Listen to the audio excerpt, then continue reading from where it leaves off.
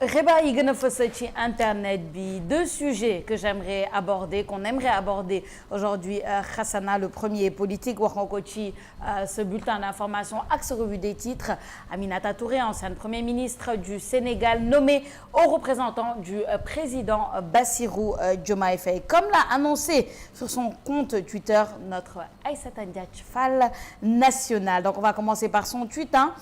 moom nee na Madame Aminata Touré est nommée ce jour par décret au représentant du président de la République. Juste après cette annonce, ben question d'un internaute qui s'appelle New Sénégal bu bees moom nee na en quoi consiste ce poste Madame Aïssata nag moom daa mandu moom su xamul day déléguer ay questions aux experts comme elle dit. Donc elle a répondu à ça. Cheikh Matar, elle appelle à la rescousse Cheikh Matar Faye, lui dit Cheikh Matar Fall, pourrais-tu nous éclairer sur le rôle du haut représentant du président de la République? Beaucoup me posent la question et c'est toi le spécialiste. Cheikh Matar Fall, il répond en disant, en tout cas,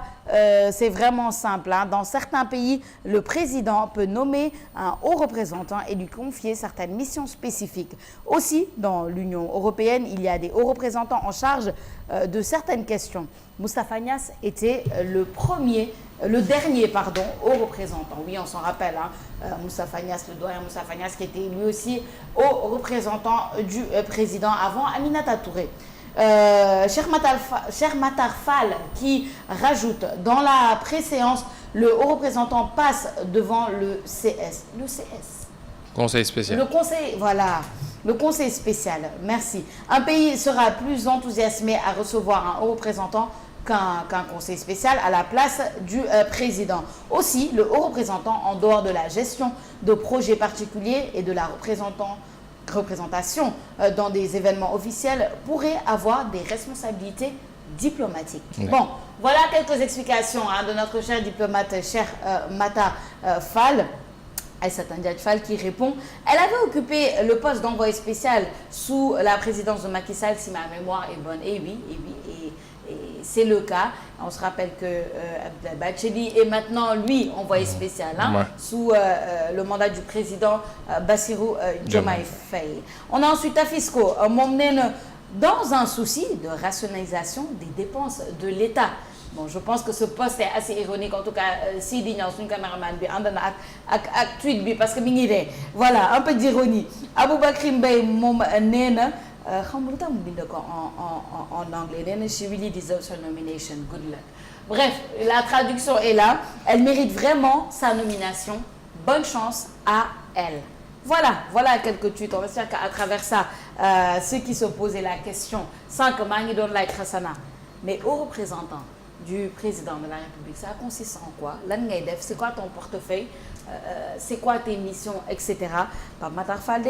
éclaircir na. Est-ce que les éclaircissements sont assez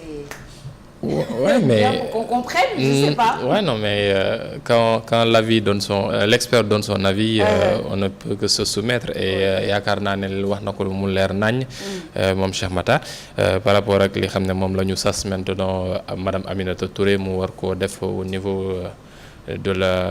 auprès du président de la République en tant que haut représentant. On attendait tous de savoir lan mooy loolu parce que c'est pas la première fois ba ma ko déggee, c'est avec Moustapha Niasse parce que après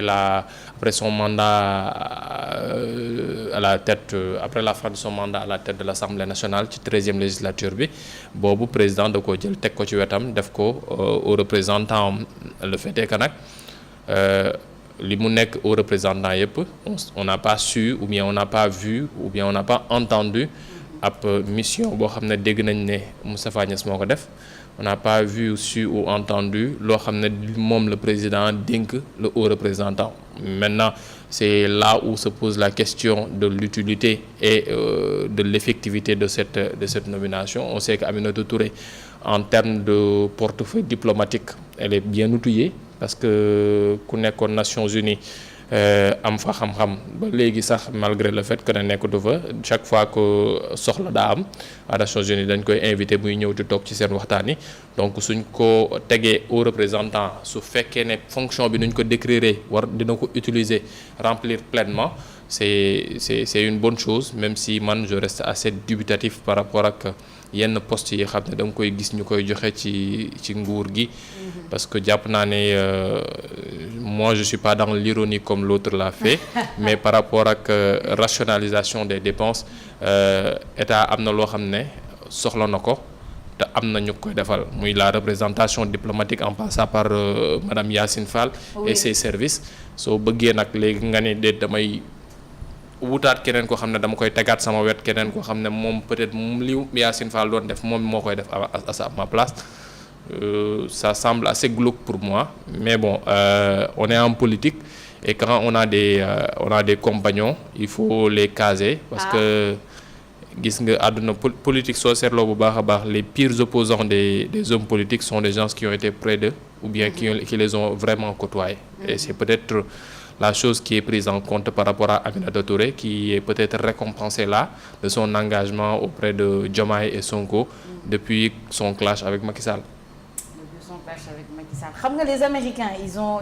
une expression man que j'aime beaucoup. Dañuy naan let's address the elephant in the room. Loolu mooy on va parler de l'éléphant qui est là. Xam nga mën na am benn éléphant yi boo ko bëgg a ignorer doo ko mën a ignorer. Xam nga éléphant maanaam machallah quoi day il prend beaucoup de place.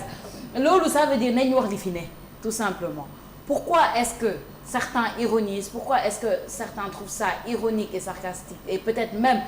contradictoire, c'est parce que la veille ou l'avant-veille ñu ngi wax l'élimination de 2 institutions budgétivores qu'on considère comme budgétivores, c'est la HCCT et le Conseil économique et social, donc le CES. À côté de ça, des institutions qui, soi-disant, certaines personnes, certains économistes, je pense, ça coûte à peu près environ 15 milliards à l'État. Bon, à côté de ça, il y a une nomination qui se fait d'une haut représentant du président Bassirou Diomaye Faye. À côté de ça, comme tu l'as dit, on a une ministre des Affaires étrangères et diplomatiques qui doit gérer tout ça. Donc les gens se posent des questions, se disent mais est-ce que ñaar ñi ànd nañ? Est-ce qu'on peut parler de suppression d'institutions budgétivores, de rationalisation du budget de l'État et après d'une nomination que peut-être les gens ne considèrent pas comme cruciale pour l'avancée du pays? Je ne sais pas. Je dis juste peut-être li fi ne pourquoi certaines personnes trouvent ça ironique. À côté de ça, le président a le droit d'avoir des représentants et un haut représentant. La diplomatie, c'est quelque chose de crucial, c'est quelque chose de très important pour un pays tel. Je pense que war nañu jox diplomatie gëddëm, c'est important. Mais l'importance nag maintenant de nommer Aminata Touré comme haut représentante, un poste nga xamante ni on ne sait pas vraiment. Man ba léegi j'apprécie que Matar Fall nous ait fait un peu des éclaircissements et tout, mais ba léegi il y a des questions qui restent en suspens, je pense, par rapport au poste. Quel est le portefeuille? Quel est le budget de ce poste? Voilà, on ne sait pas trop. Donc l'ironie est peut-être là, peut-être quelques éléments contradictoires sont là, si on ose le dire. Maintenant, est-ce qu'on est apte à demander des explications? Je ne sais pas. Le président de la République a des prérogatives. Ah non, tout le monde est apte à poser des questions. Il faut le dire parce que Sénégal moom soo fi yeewoo am nationalité nekk en bonne et due forme respecte lépp li xam ne yoon mu ngi koy wax yoon la li xam ne dañ koy liggéey ci sa xaalis yow muy impôt bi ak taxe bi ak leneen loo xam ne yaa ngi koy war a wàccoog Sénégal c'est normal nga laajte ne lii kat nan lay demee ak lan lay liggéey parce que xam nga le souci bu ñu am ñun Sénégal mooy on ne sait pas le cabinet du président comment est-ce qu'il est structuré. Man dama ko mës a dégg benn waaye wax ko je le salue au passage, il s'appelle Malik Yacine, il est sur Twitter, dafa am benn plateforme bu mu lancé qui s'appelle viepublique.sn et sur Vie Publique il s'efforce depuis que le nouveau régime est en place tout ce qu'ils font mu répertorier ko fa muy nomination yi muy yenn actes yi yenn yi xam ne moom mooy problème bi même des documents les rapports et tout ce que l'État du Sénégal est en train de sortir mu koy répertorier et c'est très important parce que site journal officiel dafa obsolète. Ouais. On n'arrive plus à accéder au site du journal officiel depuis très longtemps. Ouais. Le site de la présidence de la République est en chantier, ce qui fait qu'on n'a pas accès au site du président de la République. Le site du premier ministre de la primature moom la ñenn ñi mën a accéder. L'Assemblée nationale am na site mais site bi itam luñ koy alimenter doyul. Les cours et tribunaux ñoo ngi góorgóorlu de plus en plus di numériser wu mais ça reste encore donc li mu nekk def c'est quelque chose de très important parce que il faut que nit ñi xam président lan mooy bureau parce que yenn réew yi soo demee soo duggee ci seen ay sites wala nga dugg ci seen ay nga am yoon boo jaar dañ lay wax ne le président cabinet diw moo ciy nekk diw ak diw lii lay liggéey diw lii moo ko war diw lii moo ko war les budgets nag peut-être on n'en parle pas mais nañ xam parce que soo xamee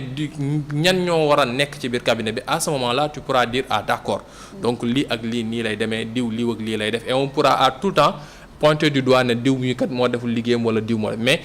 Sénégal dafa xaw a opaque ci côté boobu noonu on sait pas qui est quoi qui fait quoi on sait pas et ça pose des problèmes ça amène des interrogations et on doit veiller à ce que on nous parle de Sénégal poste yi fi nekk ba président su deful nank du mën a nommer lépp sax ci at diir bi ko nit di xaar mais on doit s'efforcer ba mën a xam ku ne fan nga ne ak ku ne la muy def te loolu ci li muy passé mooy que les sites des institutions publiques mu nekk ay sites yoo xam ne dafay actif te nekk lu accessible mais aussi que ñenn ñi xam ne ñoo nekk ci administration ñu góorgóorlu itam parce que on ne demande pas trop on demande seulement accès à l'information et c'est ça le problème au Sénégal on n'a pas d'accès à l'information en tant que tel depuis presque maintenant 3-4 ans gars yi ñoo ngi xeex voire même plus je pense parce que peut-être moom ma jiitu man ba ma koy dogaa di jot loi d'accès à l'information au Sénégal et c'est quelque chose boo xam ne on l'a toujours pas et il faut qu'on ait une loi d'accès à l'information pour que nga mën a sañ yow fajar Sophia dem primature ne damaa bind courrier damaa bëgg xam ñan ñoo nekk ci cabinet bi damaa bëgg xam seen budget nan lañ ko doxalee ainsi de suite mais ce sont des choses yoo xam ne tout le temps on nous dit non diw ak diw lii ak lii mais finalement dañuy nangu alimenter le débat politique en disant que non diw dañ ko tabb parce que lii wuusale man je n'enlève en rien les capacités et le parcours de madame Aminata Touré dans la diplomatie ku ñëpp ràññee la ci loolu mais la manière dont ça s'est fait et au moment où ça se fait ça pose problème et ça amène des interrogations. C'est ça le timing démb maa ngi doon waxu timing maa ngi doon waxu moment maa ngi doon waxu stratégie politique on saluait démb professeur Mbaye Thiam on en a parlé on saluait un peu ce timing politique par rapport à la dissolution des deux organes que sont le HCCT et le CES. Mais maintenant aujourd'hui, le lendemain, on s'interroge sur le timing de cette nomination. C'est voilà, la politique c'est comme ça. Il y a des choses qui se passent qui nous font poser des questions, qui nous font réfléchir, qui nous font nous demander mais voilà, est-ce que c'était le bon moment? Est-ce que mais non, on verra en tout cas la suite. Alors, mais li nga wax nga xamante ni dafa leer. Moi je vais juste appuyer là-dessus c'est que oui les populations ont droit à l'information loolu dafa nekk lu wóor dafa nekk lu important pour moi le site de la présidence l'information l'accès à cette information-là c'est quelque chose qu'on doit revendiquer c'est quelque chose qui doit être là il faut qu'il y ait une loi là-dessus je suis tout à fait d'accord avec toi sur ça Hassana amoon na beneen sujet bi ma bëgg ñu bëggoon ñu waxtaanee rapidement balaa ñu jàll ci deuxième partie bu matinale bi parce qu'on peut pas ne pas en parler je le tweet mais c'est peut-être une discussion de sensibilisation une discussion d'alerte ci li nga xamante ni moo xew en ce moment au Sénégal il y a quelque chose qui se passe dans ce pays depuis quelque temps dont il faut qu'on parle tout à l'heure tu en as parlé dans ton bulletin d'information et dans ta revue des titres 3 meurtres en 2 jours mais c'est compliqué et des meurtres à sang-froid on ne comprend pas moi je ne sais pas ce qui se passe je ne sais pas si c'est parce qu'on a plus accès à l'information à ce qui se passe à travers les réseaux sociaux à travers les médias qu'on sait vraiment ou lii dafa mës a am wala il y a quelque chose qui se passe dans notre société qui fait que il y a plus les mêmes valeurs il y a plus les mêmes voilà, la même valorisation de l'être humain qu'avant, je ne sais pas. Sociologue, il faut qu'il nous aide. Psychologue, il faut qu'il nous aide à savoir qu'est-ce qui se passe dans notre société. Pourquoi il y a une violence aussi forte actuellement. La police doit nous aider à comprendre. La police doit nous aider, accès à l'information, à mener ces enquêtes-là pour nous savoir les tenants et les aboutissants. Lan moo xew ci Sénégal ba on parle de meurtre à sang franc, on parle de gens qui sont égorgés, on parle d'un oncle qui tue son neveu, on parle d'une petite fille de 15 ans tuée à Bargny et sa copine qui est aussi adolescente accusée, suspectée, la première suspecte. Qu'est-ce qui se passe? Et ñun tamit on doit céder. maa ngi ko doon wax lundi nañ mandu ci réseaux sociaux yi on ne fait qu'aggraver la situation quand on divulgue des informations sans savoir qu'est-ce qui se passe réellement. Ça s'est passé avec le double meurtre de Aziz Dabala et de son colocataire. Aujourd'hui cette histoire est devenue tout et n'importe quoi. Boo xoolee les réseaux sociaux, boo xoolee ce qui se passe, chacun donne son avis, chacun donne des informations qui ne sont pas vérifiées. La police doit nous aider. Ñun les journalistes on a un rôle à jouer. nañ moytu information yu ñuy jox police bi nañu wax nañ mener l'enquête et ensuite éclairer les situations. Ñun tamit nañ mando. Arrêtons d'utiliser les réseaux sociaux à tout et travers. Les psychologues, comme je le dis, n'ont qu'à nous aider à comprendre ce qui se passe dans notre société sénégalaise pour ñu mun ci jóg parce que ça devient grave. C'est ce que je voulais dire sur le sujet. Merci Sophia, ce cri de cœur bi gars yi dégg nañ ko c'est important hein, parce que itam on a vraiment peur loolu moom kenn nëbbatu ko mais nag bon jàpp naa ne bii dafa gën a bëri coow rek parce que ay nit ku siiw lañ ko def mooy le feu Aziz Dabala ak jarbaatam. waaye itam lu yàggu la fi ah Sophia fii da ngay yeewu suba ne damay xëy war a dem comment je veux dire da ngay dem liggéeyi ci arrêt bi ngay taxaw pour liggéey fa lañ lay fekk agressé la tiimale la fetal loo xam ne yow da nga yaakaar ne c'est pas possible. muy Kër Massar soo taxawee ci arrêt ba d'habitude nii la gars yi taxawee ti la agressé muy Pikine am nay zone yoo xam ne dañ lay wax ne la non waroo fee jaar muy Géejawaay gi ma dëkk xam ne dañ lay wax ne la leer nañ ne la VDN 3 bi xam ne moom moo war a yombal dem ak dikk bi dañ la wax ne la à certaines heures bul fa jaar donc c'est dommage mais man li ngay wax ci information les réseaux sociaux Sénégal moo dëgër fit rek Sénégal daa dëgër fit ni yàlla xam doy na mais itam je les pointe du doigt mooy ñi xam ne ñoom ñooy takk der yi xam ne ñooy yore enquêtes yi parce que quand nit sañ a taxaw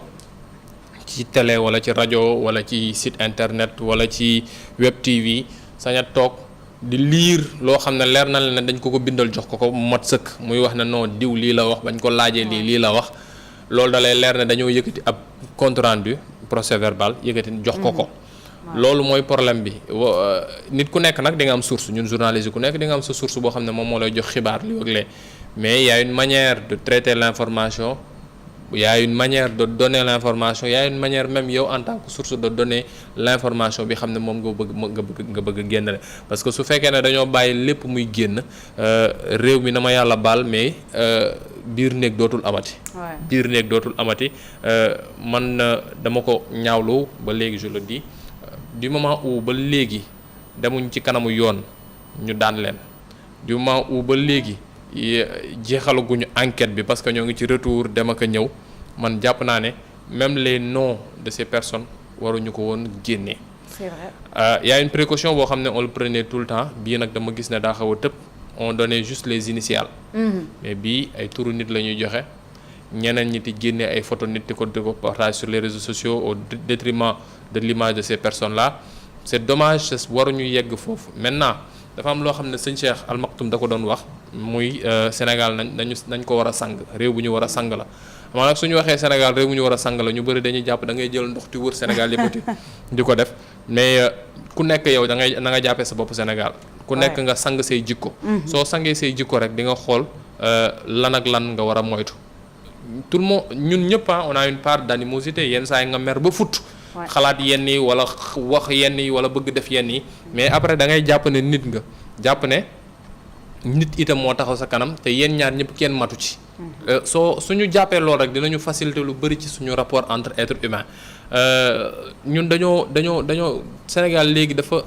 c'est vrai que la vie est dure ah c'est vrai que la vie est dure ñenn ñi dañuy am ay jafe-jafe ci seen liggéey ñeneen ñi am ay jafe-jafe ak ci seen njaboot ñeneen ñi am jafe-jafe ci seen dundin yenn saa yi kàddu yi xam ne dañ koy teg sa ndodd mais quel que soit alpha yàlla mooy joxe te matalewul. muy chrétien bi muy jullit bi muy juif bi muy athée bi muy agnostique bi ñëpp xam nañ ne daa am kuy joxe ñoom demuñu jëli ci kiy joxe nag moom du la jox lépp. kuy jox itam du ñëw tëb rek mën la noonu lépp mat na en fait nit ñi ñoo war a xam loolu mbir yi doxul tëbul tëb rek sotti xam nga on dit que Rome ne s'est pas fait en 9 jours Paris ne s'est pas fait en 9 jours ñeneen ñi dañuy wax ne non gars yi dañuy kii nii rek dañuy wax rek mais ku xool taarixu kilifa yi xam ne ñoo fi jaar nga xool itam taarixu si on peut dire les prophètes yi xam ne jaar nañ fi tu vois clairement que ne kenn ku nekk ci ñoom am na ci jafe-jafe yu mu jaar balaa muy dem ba matale. yonent yàlla Isaa jaar na ci ay jafe yu dul jeex te ba muy génn àdduna sax ci jafe-jafe la génne àdduna. yonent yàlla Muhammad sallallahu alayhi wa sallam ay mbokkam ñoo ko njëkk a teg coono. mu nekk ci ay jafe-jafe ba muy génn àdduna ba yàlla di ko may ndam bi xam ne moom la am léegi ñu ci ëpp ci ñoom seen ndam soo deful ndànk ci ginnaaw nga koy dégg. donc mission bi yow da ngay xam ne dafa am loo xam ne da ngay ñëw def ko mënoo matala lépp. Sofia man damaa soxla 100 francs aw ma 100 francs mais damay toog muñ su ma yàlla joxee juróomi dërëm ma jël juróomi dërëm yi dundee ko neex fukk ak juróomi bés bu ñëwee ma jot mais ñun dañoo bëgg lépp jut sotteendoo les agressions et autres itam sànq Sékou Seydi gis naa xaw ma sànq la xaw ma démb gis naa ko mu bind ko sur Twitter mais ça montre issue dara rek ah xam nga mënuñu teg ci ginnaaw Sénégal bu nekk policier mënuñu dugal ñëpp Sénégal yëpp kaso amuñu sax kaso yu doy mais dara dafa am itam gis nga fan ngay tàmbalee def sécurité mooy ngay def ci koñ yi xam ne gars yi dañuy bañ yenn yi am fa nga def fa éclairage sur la VDN 3 je salue au passage cet acte du ministre du transport El Malick Ndiaye VDN 3 bi lu bëri def nañ ko lampe tribunal dafa war a am foofu parce que tribunal du Guédiawaye foofu la war a nekk mais nañu lijjanti teg fa ab poste de police wala ab poste gendarmerie bu fa nekk boo xam ne dina mën a sécuriser la zone parce que zone boobu noonu man de ak li may nekk kilifa mag yëpp am na heure yoo xam ne ak lampe yi lu mu fa mënti nekk soo ma waxee jaar fa dama la xam ne du ma fa jaar su ma yoree scooter du ma fa jaar et le pire c'est ça Sana dagguma la mais le pire c'est ça le pire c'est que on connaît les coins ñi dañ leen naan fii bu fa jaar fii wóorul fii on connaît les coins dangereux de Dakar mais dañ ko coins dangereux yooyu dañ ko war a sécuriser bu demee ba am nan lañ koy waxee réputation mais il faut les sécuriser il faut que jëye am quelque ñun Sénégal on est des médecins après la mort il faut jëye am il faut que ñu def une agression bu metti il faut que am kenn ku dee fi mu toll nii avec l'affaire ce qui s'est passé à Grand Yoff na la leer ne Grand Yoff bëccëg sax soo deful ndànk mën nañ laa jàpp yóbbu la ce qui s'est passé à Pikine Technopole jàppal ne soo fa rombee à certaines heures mën nañ la jàpp yóbbu la parce que là ils sont aux aguets mais c'est pas quelque chose boo xam ne dañ ko war a def parce que ou bien parce que déedéet c'est quelque chose boo xam ne dafa war a nekk quelque chose de normal lu ñu war a normer la mais la sécurité aussi c'est l'affaire de nous tout ça man Sofia su ma gisee sama koñ nga nekk jaay ko du yàmbaa mu leer ma ne da nga nekk lor sama koñ damay woo police ne leen fii jaay ko du yàmbaa nga fi diw agresseur la xamee naa ko dafay agressé du càgganteef ne non du ma ko fi weeje parce que su ma ko weejee li ak lee non dama koy jël ne ni diw mi saay su ma waxee ak yow mënoo maa dégg ma ne mu wax woo police ne leen ñëw leen lijjanti kii nii agresseur la moom moo ñu tere nelaw ainsi de suite mbir mi ñun ñoo koy war a def du càgganteef ne non quand tu dénonces tu es une balance ou bien autre chose mais non sa kaaraange ak kaaraange njaboot ak kaaraange ñi xam ne ñoom ñoo nekk sa dëkkandoo parce que li ñu doon wax sànq rek ci bon voisinage foofu lay tàmbalee ku nekk nga aar sa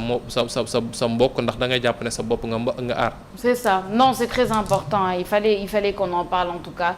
yal na yàlla sàmm suñu réew mi et notre ville Dakar qui devient de plus en plus dangereuse et la psychose commence à naître moi je le sens autour de moi beaucoup de personnes commencent à avoir la psychose ñu bëgg a génn